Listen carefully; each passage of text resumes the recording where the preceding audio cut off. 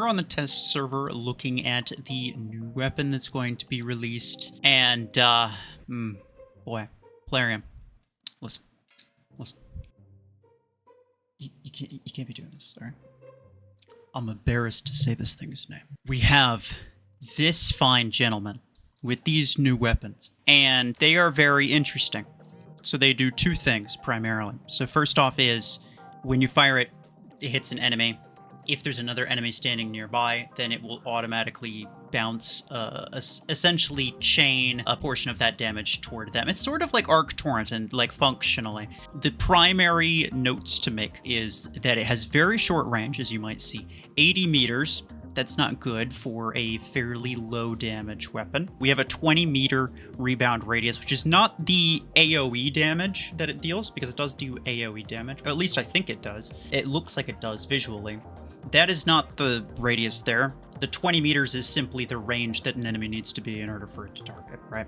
And then there's the double damage chance. The double damage chance is fairly high. If you do deal double damage, then you will get one of your shots back. So it is an ammo regen system, and the double damage chance scales up as you go. But one thing that's very interesting that I think nobody else really brought specific attention to was the implant here for double damage chance. This increases your double damage chance. This makes this the best implant for the weapon, hands down, because on an average scale, this increases the amount of damage the same as a damage implant does, but it also increases your magazine. And so that's very good. And so essentially, yeah, we're gonna be trying this out on Walk Stealther, is I guess the way Plarium would put that. And let's give it a go. All right, so this one, the bots don't have maxed mods, so this is going to be theoretically a slightly easy match. But yeah, you can see the damage on these. I think I missed like 2 shots, but even still, like the damage, I fully mag dumped and I didn't even kill a single outlaw. It's not very good. It's not very good damage. So the damage output, like if you want good damage output, you're relying on getting the bouncy boys. And a map like this actually is pretty good. A map like this is very decent because everyone's kind of forced to be clustered together, generally speaking. But you see, like, even on a map like this, it's pretty easy for people to be spread out. There are so many, even like Stormrack, right? Like, there's so many AoE debuffs and stuff that really just discourages people standing next to each other to that extent. So, like, in any PvP match, you probably won't find that. Sometimes you'll get bots who cluster together because they're stupid, but this is by no means going to be the best weapon against even bots like that. This damage is not good, bro. This damage is, I'm sorry, it's just not good. Oh, nice. That's cool. It's really satisfying to get those out right. So we're going to try it again on something a little tankier. I have it on Citadel now. The weapon itself, I mean, if you couldn't tell just by kind of reading the description and looking at the stats, it's not meant to be well, that's annoying. It's not meant to be a low energy weapon type thing. You're meant to use it on high energy mechs. That's just kind of the way that it's, and some weapons are just like that. Doesn't mean that it's bad inherently. It just means that the damage of the lower energy versions is definitely lackluster, and you can feel it. You can feel it. It's not ideal. Oof, okay. I do have to hit these targets directly. This is actually like all those regen shots in a row. It's actually crazy. I feel like this weapon stands to be fairly satisfying and get some good satisfying kills, but I don't think, like, it's not putting in damage. You see that, like, you see what I'm saying? So let's just cut straight to the chase. I have it on Deathwalker now. This is one of multiple that I will be trying, but essentially the goal here is, all right, we want to be able to utilize this kind of crowd control type of weapon, but we also need a mech that is capable of dealing with the range downsides, right? We need a mech that's capable of closing distance enough, because 80 meters is our base range. That's not very good. Hello. I would rather you didn't do that, bot. Thanks. They got, like, the most aggressive outlaw bots right now. This is insanity. I'm not a fan. And everyone's got savants, too. But yeah, you wouldn't want to use something like this on, like, a Solus, for example, which is a good, like, it's a good passive mech. It's the type of thing that would work well with a weapon of this, you know, of this type. The problem is that you, like, 80 meters, seriously? Like, come on, there's no way that would work out. 80 meters is way closer than you want to be with a Solus. Solus, you want to get as far away as you can, because that thing does not have HP. There are certain mechs that are going to work better than others, clearly. But even though I would say it acts like a support weapon, and it feels like it's built to be a support weapon, and it has the damage of a support weapon, but it doesn't have the range of a support weapon, and that, I think, is my primary issue with it. If this had more range, I think it would be fine. Like, actually, that's all it needs, is just more range. There's no range implant either, in case you're wondering. That's the first thing I looked at when I saw the base range. I was like, wow, that's garbage. Is there an implant for that? But no, there's not. I think technically you can reach up to 100 meters. Hey, I sent them both back at the same time. Like, it's kind of cool. The way that it works is cool, don't get me wrong. And I'm not complaining about the fact that it's not meta. Not everything needs to be meta. I don't necessarily want certain things to be meta. Can you send me back, please? Thank you. And I'm, you know, frankly okay with it. I do wish that it was slightly better, though, because I feel like it's not just, oh, it's not meta. It feels actively weak, right? To me, it feels actively weaker than it needs to be. Even with all the things that are very unique and very cool about it. I plan on testing quite a few things. There's a lot of random questions I have about this weapon that I intend to test, but unfortunately, it's difficult to test.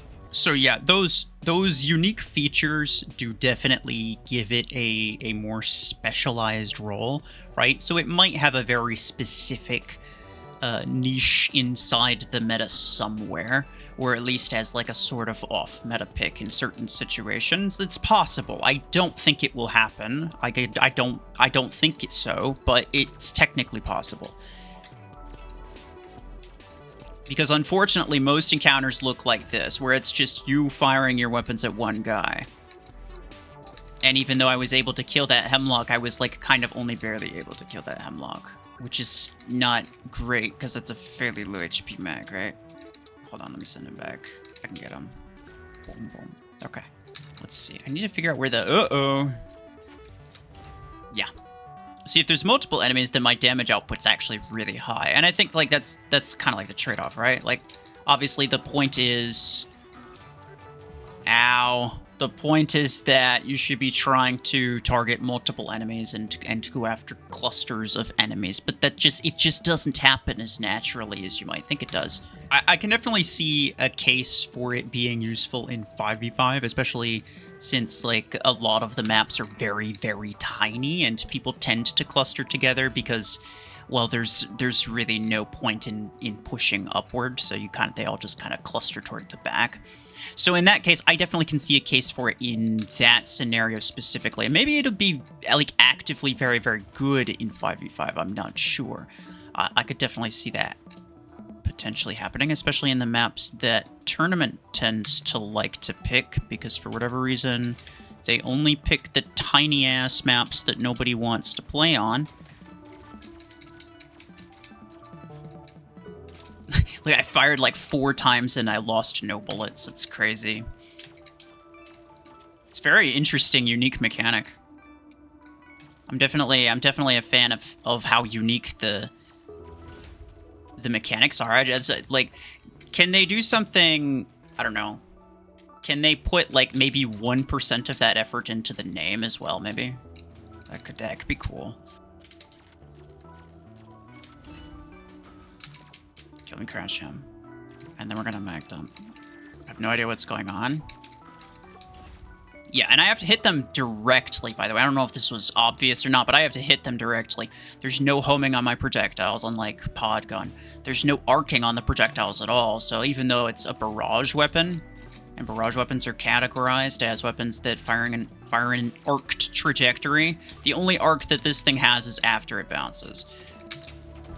God, I was trying to crash him first. So as much as it pains me, we are going to be running a couple 5v5s right now with this thing just to try it out. And this is going to be, I'm predicting anyway, the opposite of the CPC situation where, hello fellas, how's it going? It's going to be opposite of CPC situation where the bots are going to be pushing up like idiots for no reason, and this would be a better weapon against players who will naturally cluster together toward the back. So you want to shoot one of the ones that, you know, just like toward the back area. Whereas in CPC, you would get bots more often clumping together because it's a more fast-paced game mode. And people know, real players, understand the gravity of, you know, AoE weapons. Bots do not, because they're too stupid. So yeah, that's kind of what I'm thinking here. Could be good.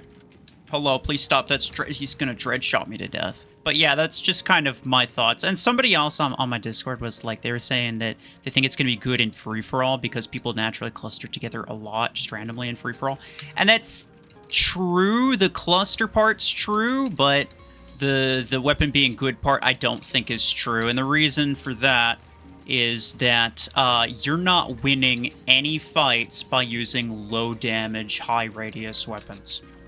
You're not winning any free-for-all battles that way. It just doesn't happen. You're much better off doing a high amount of damage to a single target because that secures a kill. That's what gets you points, and that's what regens your HP. Dealing small amounts of damage to multiple enemies is not going to help you very much, if at all. The main thing it's going to do is just make the targets weaker for other people who actually have good DPS to just steal the kills from you, right? Like that's the more likely outcome of that. Ooh, I got them both. Let's go. See, it's a cool thing that happens sometimes with this weapon, but it's not it doesn't happen often because the weapon's like kind of not that good, I feel like. I just feel like it could have been very easily mitigated because, again, low DPS or, like, you know, kind of minimal DPS is not the end of the world. It just means that you want to be outside of the range or the reach of all of these other high DPS weapons.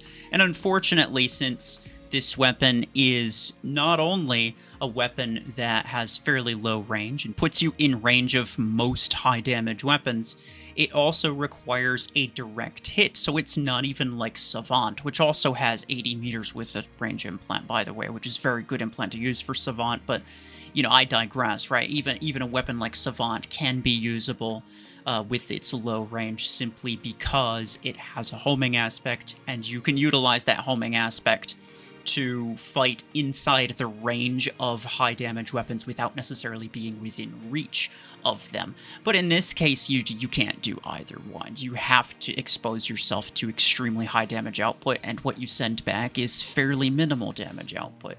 And so, you know, as I was saying kind of this entire time, in order to make using this even worthwhile, you need to be hitting multiple people at the same time, which is what it's built for, right? But it's just not that practical. It's not that often that you get a situation like that. And even outside of free-for-all, like I was talking about, even just generally, it tends to be better to deal a large amount of damage to a single target rather than less damage to multiple targets. Because, I mean, think about it.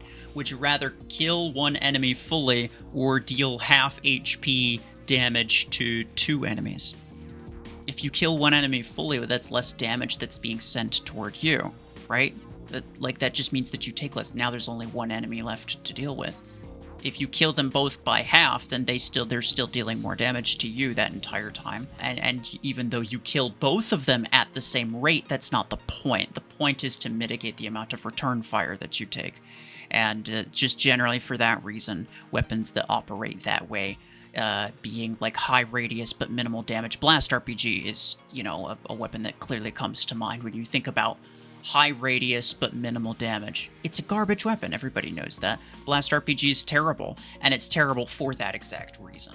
But even Blast RPG has pretty good range, being like 120, I believe, and it has an element of homing to it. So not only can you operate outside of the range of most super high damage weapons, you can also operate outside of the vision of them, right? Even if you're within range, you can still damage them without them being able to see you.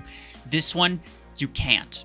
You just can't. It doesn't even have radius. You have to hit them directly. And these are not necessarily me complaining about the weapon. This is kind of like me explaining my thought process. This is me explaining my thought process as to, like, how is it that I concluded that this weapon is not going to be very good, or at least not meta, right? How is it that I concluded that? This is my thought process, right? These are all the things that I'm thinking. But yeah, I definitely think that the range is the biggest issue. Real quick though, I do want to also try it on Blockhorn one time, just to kind of check something, because there are some weapons that work very well mechanically, but they just lack a little bit of firepower, and so it's not really worth using them.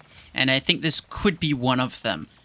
It definitely could be one of them. So using it on something, I mean, high energy capacity first off, but also with a damage boost like Blockhorn has, could make it worthwhile. Blockhorn is a somewhat passive mech in the sense that it's not going to be pushing up very far simply because it's slow, like it would.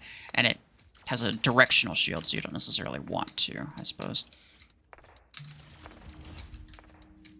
So being able to boost your damage, and by the way, I have a maxed implant for the amp zone as well, so I'm getting 60% extra damage out of this weapon. 60% more than what I had on the Outlaw, for example. But that's assuming this guy doesn't freaking smack the bejeebus out of me, which I think he might, because these guys are coming for me, bro. Come on, man. We're fine.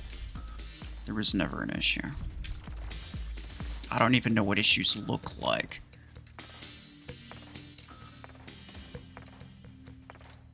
Boop. But yeah, I'm not super sold on this one. I think it definitely could work, and it might even be one of your best bets in something like 5v5, which again is kind of the only scenario I can think of in which you would reasonably and realistically encounter a lot of grouped up enemies, which is fine, right? It's still useful. But yeah, those are just my thoughts.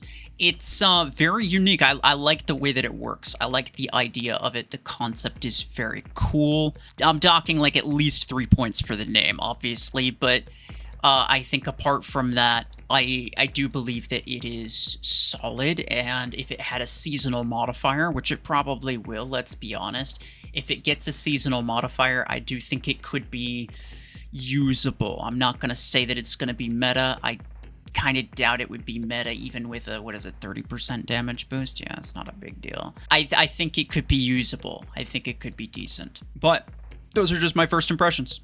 Let me know what you guys think in the comments. That'll be it for me. Appreciate y'all. Take care.